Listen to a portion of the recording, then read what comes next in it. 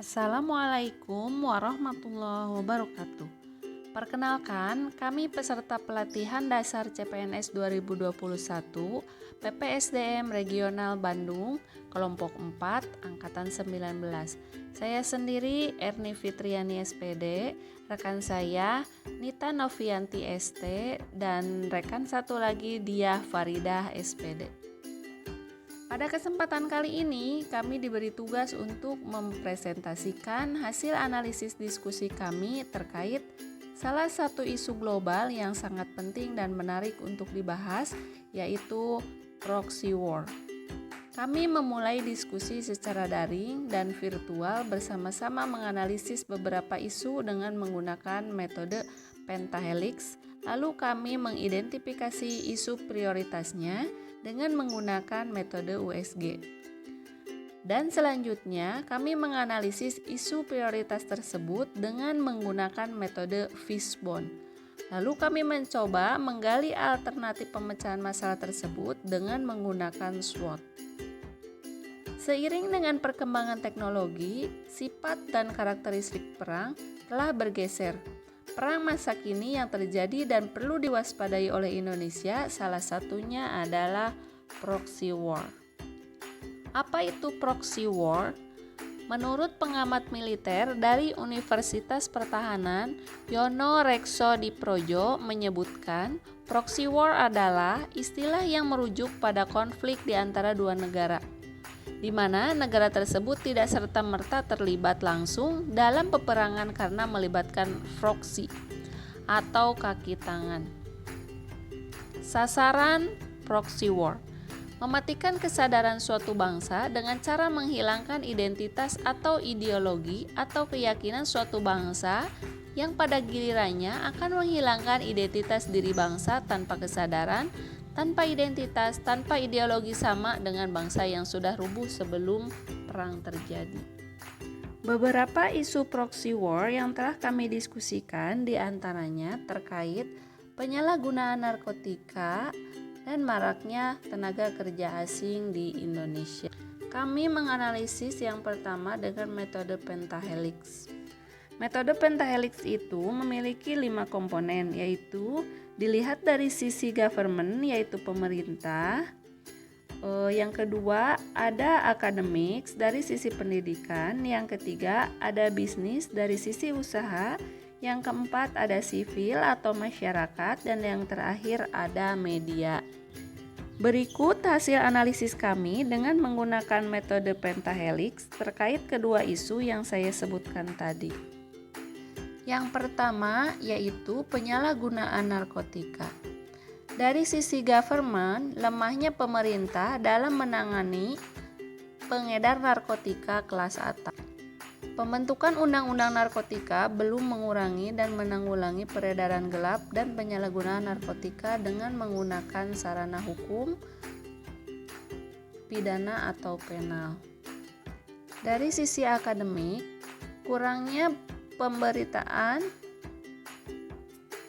atau pemberian edukasi tentang jenis narkotika dan bahayanya. Tidak adanya edukasi tentang jenis narkotika dan bahayanya, terutama di daerah-daerah yang memungkinkan besar terjadinya penyalahgunaan narkotika tersebut. Oleh karena itu, perlu dilakukan tindakan pencegahan atau preventif dilakukan secara aktif melalui pembinaan masyarakat dengan mengadakan penyuluhan dan bimbingan. Yang ketiga, dari sisi bisnis atau usaha, jual beli narkotika menjadi peluang bisnis bagi oknum pengedar. Ketersediaan dan kemudahan memperoleh nafsa juga dapat dikatakan sebagai pemicu.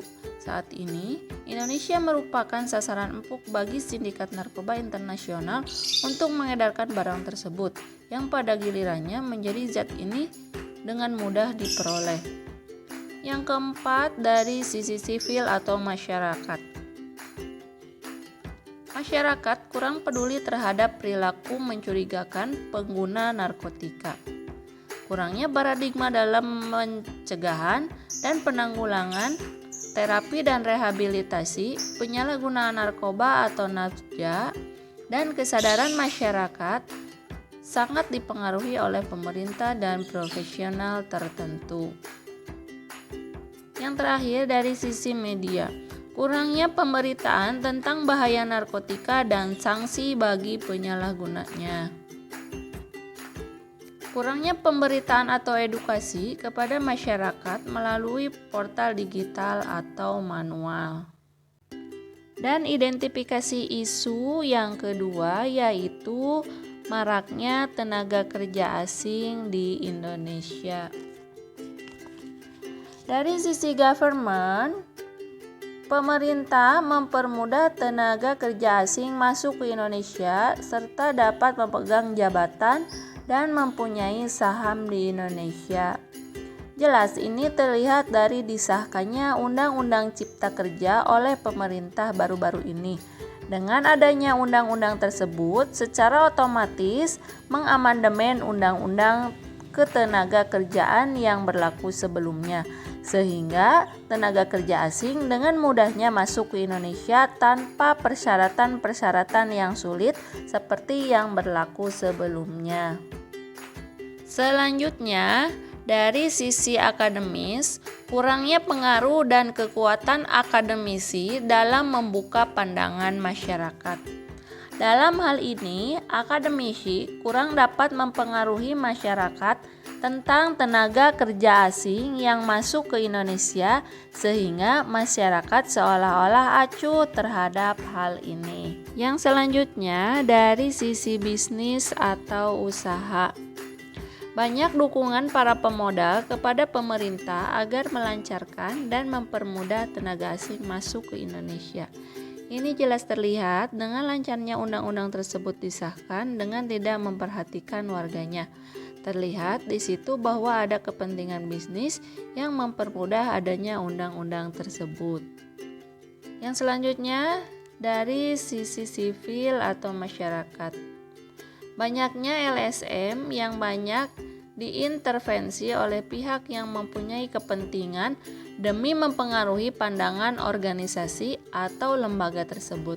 Terlihat dari kurangnya pergerakan LSM yang menentang atau tidak setuju dengan Undang-Undang Cipta Kerja tersebut, karena di belakangnya itu sudah ada pengaruh dari orang yang mempunyai kepentingan. Yang terakhir, dari sisi media. Tertutupnya media yang dapat memberitakan kejadian tersebut karena pengendalian informasi atau berita yang diberikan kepada masyarakat oleh orang yang mempunyai kepentingan. Dalam hal ini, media seolah-olah pilih memilih berita yang ditayangkannya, terutama media mainstream. Seolah-olah diarahkan mengeluarkan suatu berita, khususnya berita tentang tenaga kerja asing yang masuk ke Indonesia. Selanjutnya, menapis isu menggunakan metode USG. USG terdiri dari 3 bagian, yaitu urgensi, seberapa mendesak suatu isu harus dibahas, dianalisis, dan ditindaklanjuti. Yang kedua yaitu seriousness, seberapa serius suatu isu itu harus dibahas, dikaitkan dengan akibat yang ditimbulkan. Dan yang ketiga, growth, seberapa besar kemungkinan memburuknya isu tersebut jika tidak ditangani segera.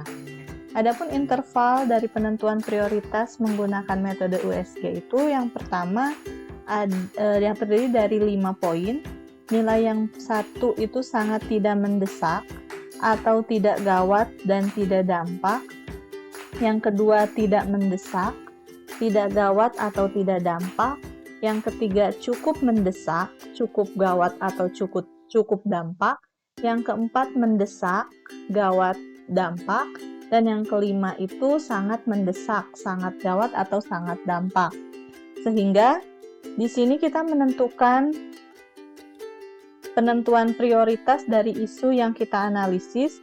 Yang pertama, untuk penyalahgunaan narkotika, di urgensi kita kasih poin 4, untuk seriousness 5, dan growth 5. Sehingga total penyalahgunaan narkotika adalah 14. Dan untuk isu maraknya TKA di Indonesia, untuk urgensi poinnya 3, untuk seriousness 4, dan untuk growth 4. Poin untuk maraknya TKA di Indonesia itu adalah 11, sehingga di sini bisa disimpulkan poin tertinggi adalah pada isu penyalahgunaan narkotika. Berikutnya, analisis akar masalah dengan fishbone diagram. Pendekatan fishbone diagram juga berupaya persoalan dengan memetakan isu-isu berdasarkan cabang-cabang terkait. Pada fishbone diagram akan mengidentifikasi berbagai sebab potensial dari suatu efek atau masalah. Di sini kita mengambil bahaya penyalahgunaan narkoba karena dia memiliki poin tertinggi pada saat analisis masalah menggunakan metode USG. Pada bahaya penyalahgunaan narkoba, terdapat beberapa akar permasalahan, di antaranya kurangnya percaya diri, konflik individu, pengaruh teman, masyarakat yang individualis, terbiasa hidup mewah, narkotika mudah didapatkan, kurangnya pengetahuan, dan lemahnya iman. Selanjutnya, kami akan menjelaskan tentang analisis SWOT dari proxy war dengan isu yang kita angkat adalah penyalahgunaan narkoba atau narkotika. Ada 4 hal yang menjadi poin di dalam analisis SWOT, yaitu strength atau kekuatan, kemudian weakness atau kelemahan, opportunity, peluang, dan threats artinya ancaman. Untuk analisis pertama dari sisi strength atau kekuatan dengan isu pengedaran narkoba, yaitu hukuman pengedar narkoba yang cukup berat. Hukuman pidana bagi pengedar narkoba ini diatur dalam pasal 111, 112, 113, dan 132 Undang-Undang Nomor 35 Tahun 2009 tentang narkotika dengan hukuman kurungan penjara minimal 4 tahun dan maksimal hukuman mati, serta hukuman pidana berupa denda maksimal hingga 10 miliar. Artinya untuk kasus ini, untuk kasus narkoba ini hukumannya sudah berat ya. Kemudian yang kekuatan kedua adalah pengembangan kasus narkoba ini cukup cepat dan bisa dari kalangan bawah dan melebar hingga ke atas gitu ya dalam pengembangan kasus sebuah kasus narkoba ini. Yang kedua adalah weakness atau kelemahan, yaitu dari kebalikan dari strength ini. Kelemahannya adalah justru pelaksanaan hukuman yang belum maksimal. Banyak tersangka kasus yang sudah divonis hukum mati tetapi eksekusinya masih belum maksimal gitu ya.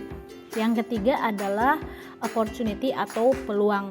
Peluang ini di dalam kasus dalam isu yang kita angkat, yaitu proxy war dengan isu pengedaran narkoba, peluang yang masuk ke Indonesia untuk pengedaran narkoba ini kita lihat dari kurangnya pengawasan peredaran narkoba di setiap perbatasan atau gerbang masuk negeri.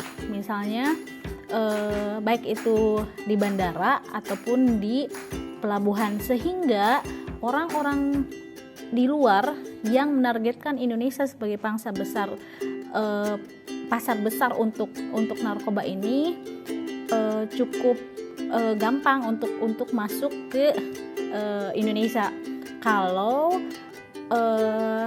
pengawasannya rendah gitu ya di setiap perbatasan ini. Dan yang terakhir adalah threats atau ancaman. Tentu kita sudah tahu ancaman terbesar dari pengedaran narkoba adalah rusaknya generasi muda, masa depan bangsa. Karena peredaran narkoba ini pasarnya tidak kenal umur dan tidak kenal golongan, bisa anak muda, pejabat, rakyat biasa ataupun semua kalangan, hampir semua kalangan, sehingga threats atau ancaman yang hasilkan dari peredaran narkoba ini urgensinya sangat urgent gitu ya, dan bisa fatal. Kemudian dan yang terakhir adalah alternatif penyelesaian masalah. Dari isu yang kita ambil ini ada beberapa alternatif penyelesaian masalah, yaitu yang pertama alternatif tindakan, yaitu melakukan penegakan hukum untuk setiap penyalahgunaan narkoba dengan tegas. Yang kedua, tahap pelaksanaannya, yaitu mengidentifikasi, menelusuri, serta menangkap para produsennya, bandarnya, pengedar, dan pemakai narkobanya itu sendiri.